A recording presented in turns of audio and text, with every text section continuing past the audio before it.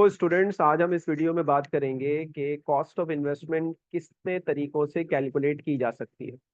Cost of investment के different तरीके हो सकते हैं। इट डिपेंड्स के पेरेंट कंपनी सब्सिडरी को कंसिडरेशन किस तरीके से पे करना चाहती है।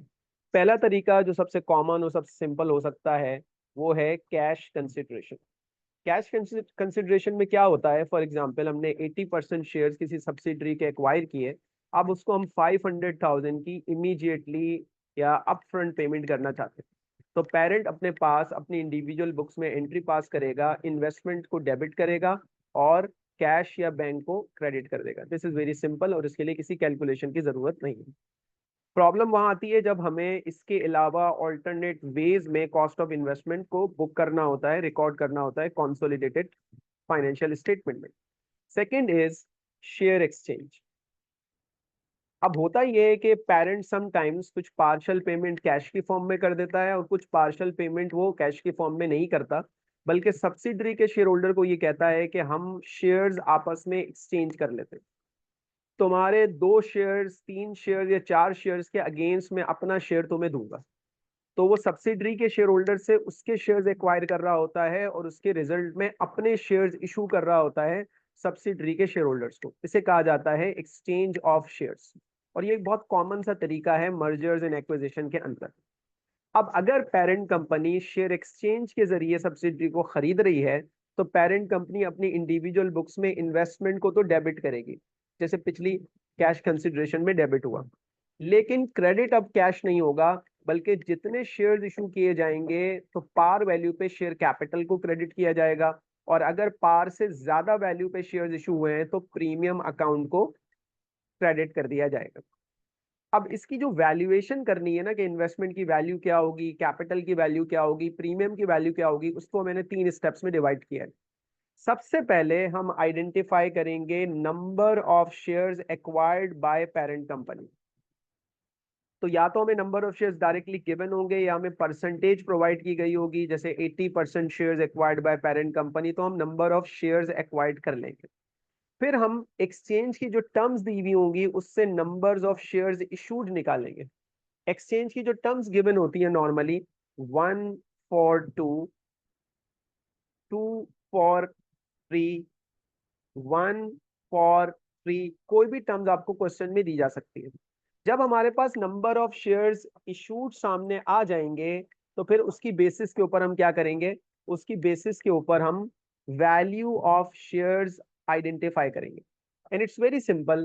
कैसे आइडेंटिफाई करेंगे? नंबर ऑफ शेयर्स जो हमें इशू करने हैं उसको मल्टीप्लाई कर देंगे share price of parent company से, तो हमारे पास वैल्यू ऑफ शेयर्स इशूड आ जाएंगे, जिससे हमारी इन्वेस्टमेंट डेबिट हो जाएगी। अब इसको स्प्लिट करना है कि उसमें कैपिटल कितना है और प्रीमियम कितना है, तो number of shares multiply by par value हमारे पास कैपिटल आ जाएगा और एक्सिस वैल्यू हमारे पास प्रीमियम आ जाएगी। इसको हम एक एग्जांपल की मदद से समझते हैं। फॉर एग्जांपल, एबीसी को एक्वायर 80% शेयर्स ऑफ XYZ। तो एबीसी पेरेंट कंपनी हुई और XYZ सब्सिडरी कंपनी हुई, क्योंकि 51% शेयर्स या उससे ज्यादा शेयर्स एक्वायर किए गए हैं। And 1 October 2024 is the date of acquisition. ABC issued 1 share for every 4 shares acquired. ये टर्म्स हमें प्रोवाइड की गई है, जिसे हम कह सकते हैं 1 for 4। ये टर्म्स हमें प्रोवाइड की गई। Share price of ABC is £4। एक शेयर उसका £4 में ट्रेड हो रहा है और पार वैल्यू £1 है। इसका मतलब है 3 का प्रीमियम इसके ऊपर आएगा। Number of shares held by XYZ is 100,000। XYZ के पास 100,000 ऑर्डिनरी शेयर्स मौजूद हैं। सबसे पहले हम क्या करेंगे? Number of shares acquired calculate करेंगे। तो number of shares acquired calculate करने के लिए सब्सिडरी के पास 1 लाख शेयर्स मौजूद हैं, उसका हम 80% कैलकुलेट कर लेते हैं, हमारे पास आंसर आ जाएगा 80,000। दूसरा स्टेप हमारा क्या होगा? Number of shares issued. अब पेरेंट कंपनी शेयर्स इशू कर रही है तो हमें टर्म्स चाहिए। 80,000 शेयर्स हमने एक्वायर किए हैं, 80,000 को रखेंगे न्यूमरेटर में टर्म्स जो हमें दी हुई है 1 फॉर एवरी 4, तो 4 को रखेंगे डिनोमिनेटर में और जितने पेरेंट इशू कर रहा है उससे मल्टीप्लाई कर देंगे। याद रहे जितने पेरेंट इशू कर रहा है उससे मल्टीप्लाई करना पड़ेगा। तो यहाँ पर हमारे सामने जो नंबर ऑफ शेयर्स इशूड आ जाएंगे वो आ जाएंगे 20,000 शेयर्स इशूड, यानी कि उसके 80,000 शेयर्स हम उससे ले रहे हैं और उसे अपने सिर्फ 20,000 शेयर्स दे रहे हैं। अब इस 20,000 शेयर्स की हमें वैल्यू कैलकुलेट करनी है। तो 20,000 शेयर्स को हम मल्टीप्लाई कर देंगे प्राइस विच इज 4, तो 80,000 पाउंड हमारी कॉस्ट ऑफ इन्वेस्टमेंट आ जाएगी।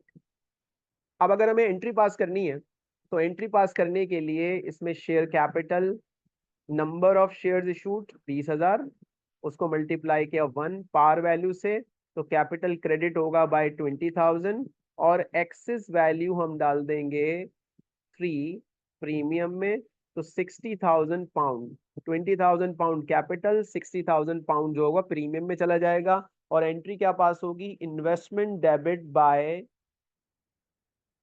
80,000 pound, share capital credit by 20,000 pound and share premium is credit by 60,000